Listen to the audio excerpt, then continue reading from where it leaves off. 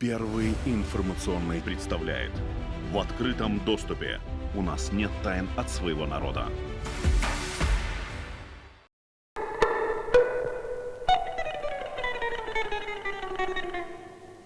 Прадметы туалета нашай прапрапрабабулі, шпоры ваяўнічага продка.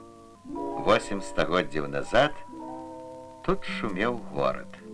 У раскопках, якія вядуць беларускія археолагі на ўскраіне Брэста, працуюць і брэсцкія школьнікі. Па драўлянай маставой ізноў, як і 800 год назад, крочаць ногі. Кожная знаходка адкрывае нам новую таямніцу. Спатканне з 12 стагоддзем працягваецца. Сустрэча стагоддзя 20-го з 11-м. У цэнтры Мінска археалагічныя раскопкі. Супрацоўнікі Інстытута гісторыі Акадэміі навук БССР па крупінках аднаўляюць карціны жыцця і быту мінскага замчышча. Памятаеце, у аповесці мінулых часоў сказана: «Бітва на рацэ Нямізе 3 сакавіка 1067 года». Так, не раз чужынец спазнаў сілу духа і зброі нашых продкаў. Але знаходкі сведчаць, што былі яны, перш за ўсё, людзьмі мірнымі, здольнымі майстрамі, мастакамі, добрымі гаспадарамі. Таўкач. Памазі, дапамажы, аб нечым прасіў наш далёкі продак. Прадметы упрыгожвання, па сённяшняму біжутэрыя. І як тут не здзіўляцца?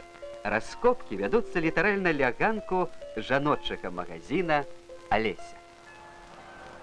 В этой свистульце 300 гадоў. Вось паслухайце, як яна іграе. Не кіламетрамі, а тысячагоддзямі вымяраюцца адлегласці гэтага падарожжа.